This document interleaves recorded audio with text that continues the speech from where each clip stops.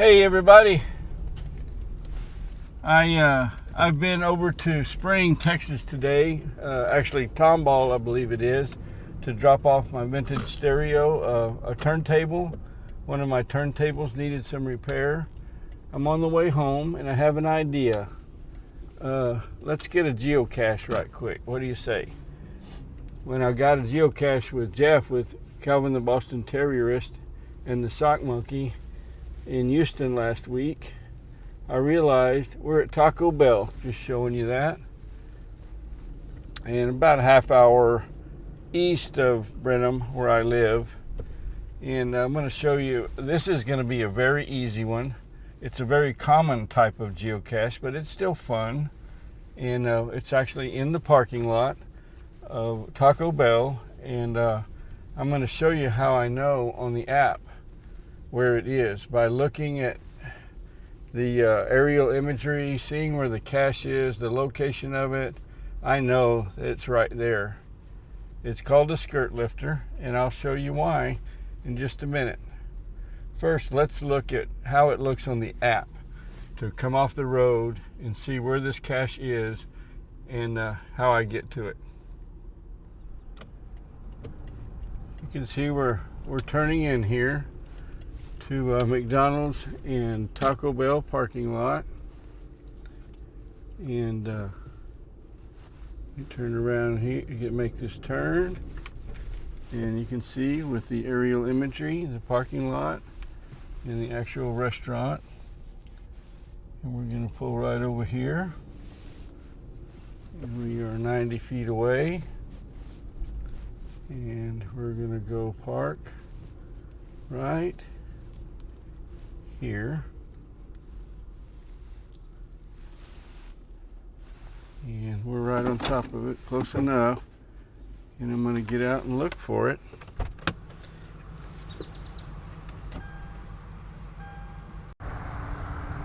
And now you're going to see why it's called a skirt lifter. Most of the time these lampposts like this, these skirts come up. I just discovered something. I'm going to just see here if I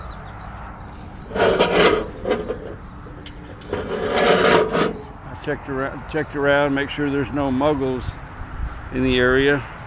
Muggle comes from like Harry Potter, like geocacher is akin to a wizard, and the people that weren't wizards, the regular folks, they were muggles. The wizards couldn't let them know about it.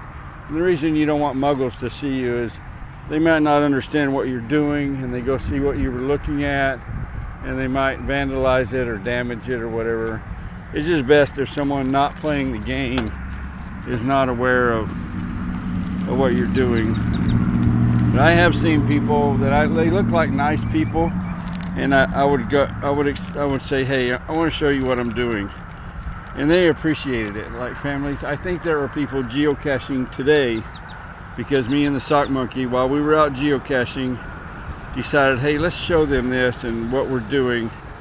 They look like people that might enjoy geocaching. So I got the log out of this pill bottle, and it is magnetized. It's got feels really strong, like earth magnets. And I'm going to put BSF, which stands for Blue Stars Forever.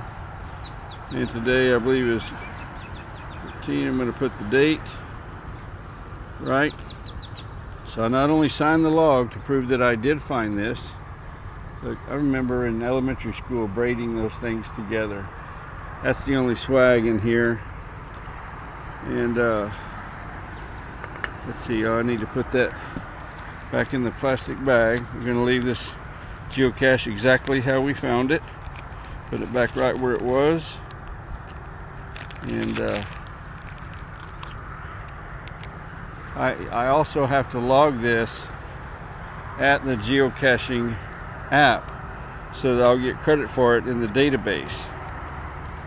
And I was going to put $1 in there, but I don't have a oh, you know what? Hang on just a second. I have a $1 coin.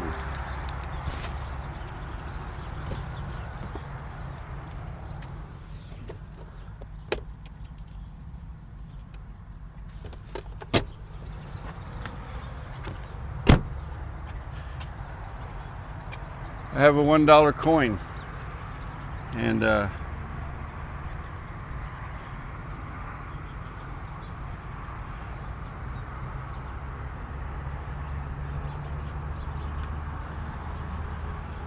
I'm going to put the $1 coin in the geocache. That'll be a nice find for someone, especially if it's a kid.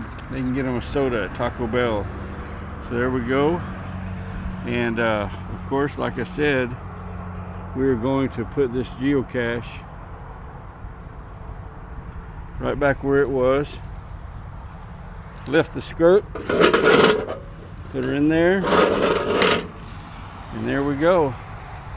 I'll go to geocaching.com and log it, and I will like only 48 to be at 2,000 finds.